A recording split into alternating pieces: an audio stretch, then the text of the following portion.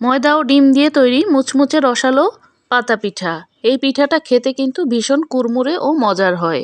আসসালামু আলাইকুম, কেমন আছেন সবাই? যে যেখান থেকে আমার ভিডিওটি দেখছেন সবার জন্য রইল অনেক অনেক শুভেচ্ছা ও ভালোবাসা। তৈরি করার জন্য আমি প্রথমেই একটি বোলের মধ্যে 2 কাপ ময়দা নিয়ে নেব। চাইলে আটা দিয়েও করতে পারেন, তবে ময়দা দিয়েই বেশি মুচমুচে হয়। সাথে দিয়ে দেব আধা চা চামচ লবণ, আধা চা চামচ বেকিং পাউডার। এবার শুকনো উপকরণগুলোকে একসাথে ভালোভাবে মিশিয়ে নেব। দিয়ে দেব একটি ডিম। ডিমটা দেওয়ার পর ময়দার সাথে খুব ভালোভাবে মিশিয়ে নেব।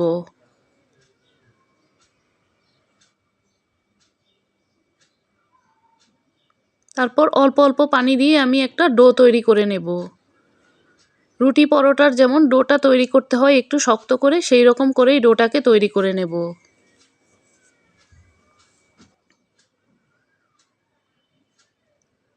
এবার দিয়ে দেব 2 টেবিল চামচ রান্নার তেল। তেলটা দেওয়ার পর খুব ভালোভাবে মিশিয়ে নেব।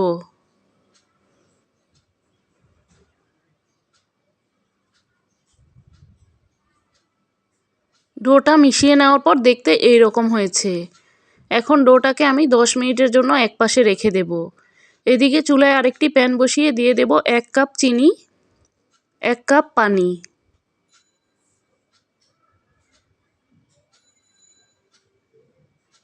এবার শিরাটা ফুটে না ওঠা পর্যন্ত অপেক্ষা করব।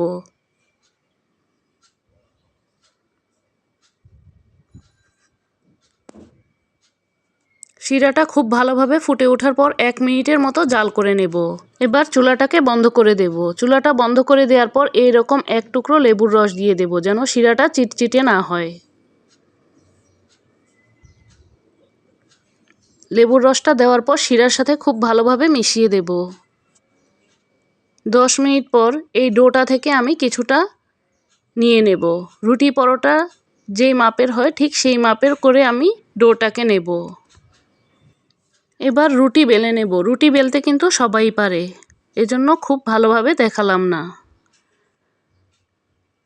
রুটিটা বেলে নেওয়ার পর পুরুত্বটা দেখতে এই রকম হবে, এর চেয়ে কিন্তু বেশি মোটা করা যাবে না।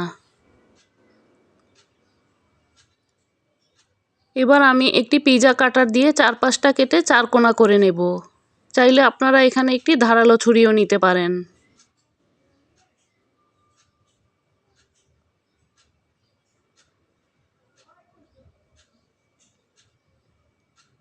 এই চারপাশের রুটিগুলোকে কিন্তু আমি আবার বেলে নেব। এইবার এই রকম চিকন চিকন করে দাগ কেটে নেব, যেন 2 পাশে কেটে না যায়। খেয়াল রাখতে হবে, যতটা চিকন সম্ভব কেটে নিতে হবে।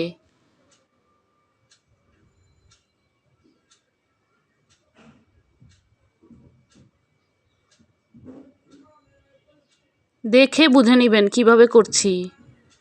এবার পানি দিয়ে 2 পাশটা আটকে দেব। একটু ভালোভাবে খেয়াল করলেই বুঝতে পারবেন। তারপর আবার এই পাশে পানি দিয়ে দেব।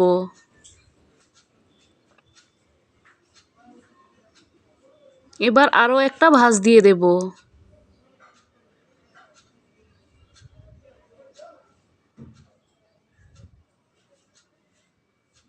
তারপর এখানে পানি দিয়ে এই মাথাটাকে আটকে দেব।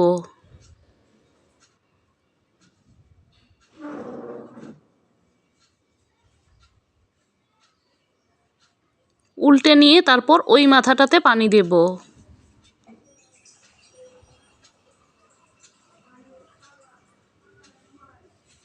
ওই পাশের মাথাটা আটকে নেওয়ার পর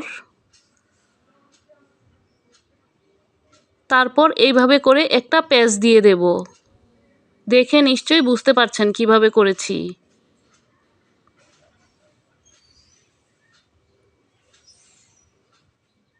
দেখতে কঠিন মনে হলেও এটা তৈরি করা কিন্তু খুবই সহজ। 2 কাপ ময়দা দিয়ে আমার এইরকম 8টি পাতা পিঠা হয়েছে। চুলায় প্যান বসিয়ে তেলটাকে খুব ভালোভাবে গরম করে নিয়েছি। এবার চুলার আঁচটাকে কিন্তু মাঝারি লো হিটে রেখে এই পিঠাগুলোকে ভাজতে হবে। এতে করে পিঠাগুলো খুবই মুচমুচে হবে। বাড়িয়ে দিলে মুচমুচে হবে না, পিঠাগুলো পুড়ে যাবে।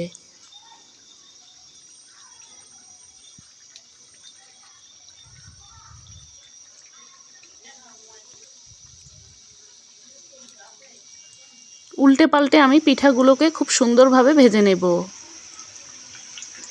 কিছুটা লালচে কালার না আসা পর্যন্ত পিঠাগুলোকে ভেজে নেব।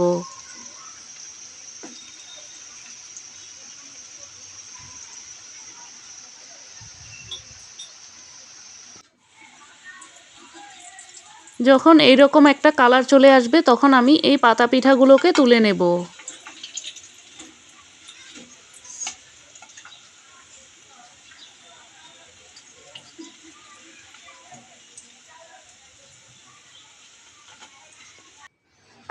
ভালোভাবে তেল ঝরিয়ে আমি সবগুলো পিঠাই তুলে নিয়েছি। এইভাবে সবগুলো পাতা পিঠা ভেজে নিয়েছি। পিঠার গায়ে কিন্তু কোনো রকম তেল আটকে নেই, দেখেই বুঝতে পারছেন।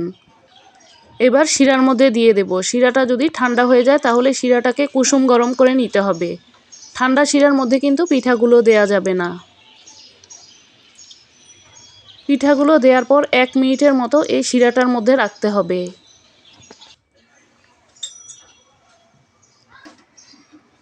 1 মিনিট পর এবার আমি পিঠাগুলোকে তুলে নেব।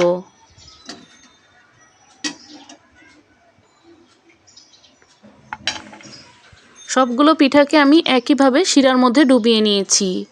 এখন তৈরি হয়ে গেল ময়দার তৈরি মুচমুচে রসালো পাতা পিঠা।